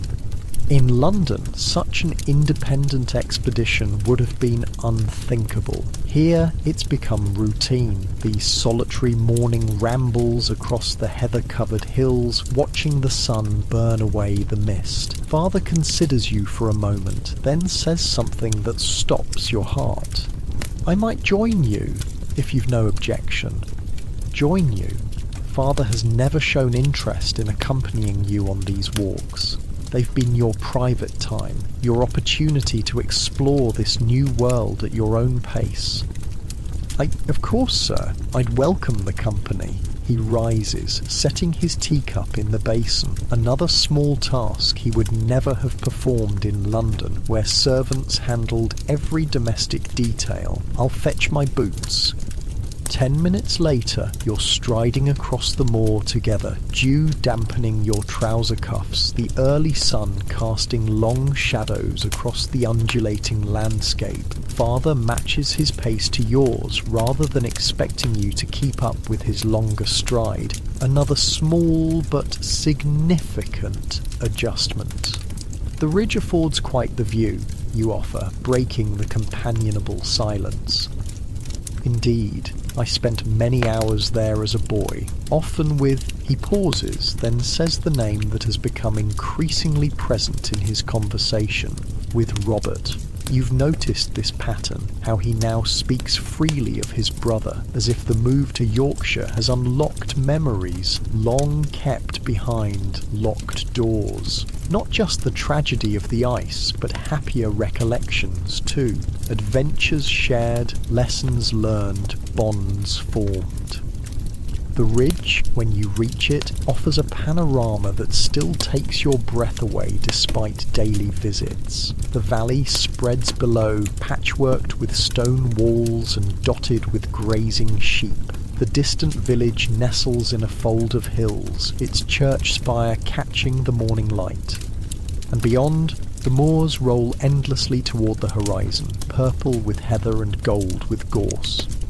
Father stands beside you, hands clasped behind his back, drinking in the vista with evident appreciation. "It hasn't changed," he says softly. "Not in all these years." "Is that why you brought us here, sir? Because it reminded you of happier times?" The question is bolder than you would have dared ask the London version of Father, but here, with the vast sky above and no social constraints to bind you, such directness feels permitted. He considers the question seriously, his gaze still on the distant horizon. Not consciously, perhaps, but yes, I suppose there's truth in that. He glances at you. Does that disappoint you, that our relocation was driven by sentiment as much as practicality? No, sir, quite the opposite. He nods, satisfied with your answer.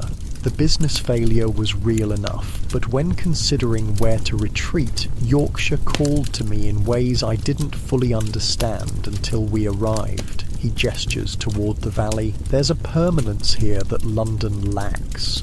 The stones, the hills, the very air. They endure while empires rise and fall. It's the most philosophical you've ever heard him, almost poetic in his appreciation of nature. This man who once seemed to care only for ledgers and social standing now speaks of enduring landscapes and the perspective they provide. William has offered me a position, father says abruptly, changing the subject. Managing the woolen mill in the village. It's a modest operation compared to Manchester, but sound, profitable. This is significant news. The first concrete information about how your family will survive financially. Will you accept? I'm considering it. He turns from the view to look directly at you. It would mean remaining here permanently, selling the London house, establishing ourselves as country gentry rather than London society. The implications are enormous. Not returning to your former life. No more prestigious school for you. No finishing school and London season for Emily when she comes of age. A complete revision of the future once mapped out for the Armitage family. How do you feel about that prospect? Father asks, and the question itself reveals how far he's come. The London father would never have consulted a child on family decisions. You consider your answer carefully. I would miss certain aspects of London. My school friends, the museums, the bookshops. But here, you gesture to the sweeping landscape. Here feels right somehow, as if we fit better in Yorkshire than we ever did in London. Father's expression softens with something like approval. My thoughts exactly. He turns back to the view, silent for a moment before adding, your mother shares this assessment. She's found unexpected contentment in simpler living. And Emily would certainly vote to stay with the chickens and lambs, you add, earning a rare chuckle from father. Indeed she would. He checks his pocket watch, not the heirloom now in your possession, but a simpler timepiece. We should return. Your mother will have breakfast waiting. The walk back to the cottage is filled with comfortable silence. The sun climbs higher, burning away the last wisps of morning mist, warming the heather beneath your feet. A pair of grouse explode into flight as you pass, startling a laugh from you. Father doesn't reprimand the unseemly outburst as he once might have. Instead, his mouth twitches in shared amusement. Approaching the cottage, you spot Emily in the garden, apparently giving Mrs. Thwaites' cat an extensive lecture on proper behaviour. The domestic scene, so different from the formal tableau of your London life, feels right in a way you couldn't have imagined a month ago. Henry, Father says, slowing his pace as the cottage comes into view. There's something I've been meaning to discuss with you. His tone makes you attentive. Yes, sir? I've observed your interest in the natural sciences, your collections of rocks and pressed plants, your questions about the local wildlife. He pauses, seeming to choose his words with care. Should we remain in Yorkshire permanently, I've been considering your education. A pang of anxiety touches you. With the family's reduced circumstances, will there be any formal education at all, or will you be sent to work as many boys your age already do? The village school is adequate for basic instruction, Father continues, but limited in scientific education. However, the vicar, Mr. Thornton, is something of an amateur naturalist. He has expressed willingness to provide supplementary tutoring in exchange for assistance cataloguing local flora. The offer startles you. Father has always insisted on classical education. Latin, Greek, mathematics, history. The natural sciences were considered secondary, included in the curriculum but never emphasized. That he would now encourage this interest, even arrange special tutoring, suggests a fundamental shift in his educational philosophy. That would be, "I would enjoy that very much, sir," you manage, trying to contain your excitement. Father nods, satisfied. "I thought you might. Knowledge takes many forms, Henry. That is something I've come to appreciate rather late in life." This admission that he has changed his mind, learned something new, evolved in his thinking, would have been unthinkable from the London father, who presented himself as all-knowing and unchangeable. "There is one other matter," he says, stopping completely now, the cottage just 100 yards distant. "Something I've been remiss in addressing." His serious tone makes you wary. "Sir, the night of the fire," his eyes meet yours directly.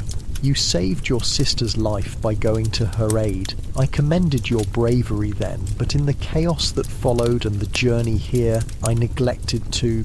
He clears his throat. "That is, I wish to ensure you understand the depth of my appreciation."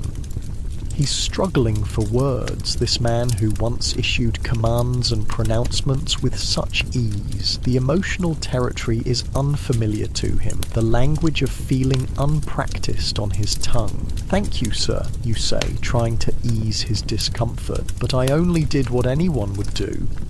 "Not anyone," he corrects, his voice low. "I told you about Robert, about my own failure to act when he needed me most. You did better, Henry, better than I did at your age." The comparison, so direct, so personal, leaves you speechless. "I find myself wondering," Father continues, his gaze now on the distant hills, "what sort of man Robert might have become had he lived, whether he would have possessed your courage, your thoughtfulness." He turns back to you, his expression more open than you've ever seen it. "I think perhaps he would have, and I think he would have been very proud to know his room is occupied by a nephew worthy of it." The words feel like a benediction, a healing of some ancient wound that Father has carried silently all these years. You don't know how to respond, so you simply nod, your throat tight with emotion a proper Victorian boy should never display.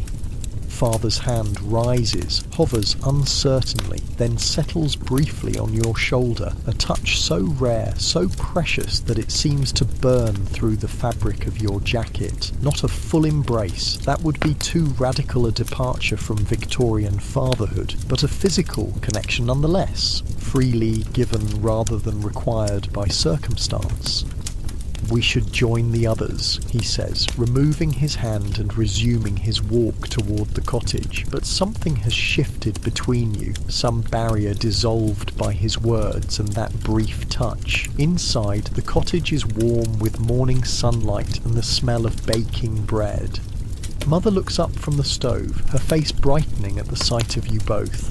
"There you are. I was beginning to think you'd wandered all the way to Scotland." "Nearly did," Father replies with unexpected lightness. "The view was rather captivating as these scones," Mother teases, lifting a tray from the oven. The easy banter between them, another development of country living, still surprises you. "Nothing could compete with Mrs. Armitage's scones," Mrs. Thwaite declares, entering from the pantry with a crock of fresh butter. "Not even Yorkshire's finest views." Breakfast unfolds with simple pleasure. Hot scones, butter from Uncle William's dairy, honey from the village beekeeper, strong tea in mismatched cups. Emily chatters about her plans to visit the lambs, mother discusses garden arrangements with Mrs. Thwaite, and father simply listens, his expression one of quiet contentment. When the meal ends, he doesn't immediately retreat to solitary pursuits as he might have in London. Instead, he announces, "I thought we might visit the stream this afternoon. The weather seems favourable for fishing." Emily claps her hands in delight. "Can I try to catch a fish too?" In London, such an unladylike request would have been firmly denied. Here, father merely says, "I don't see why not. Henry can show you how to bait a hook."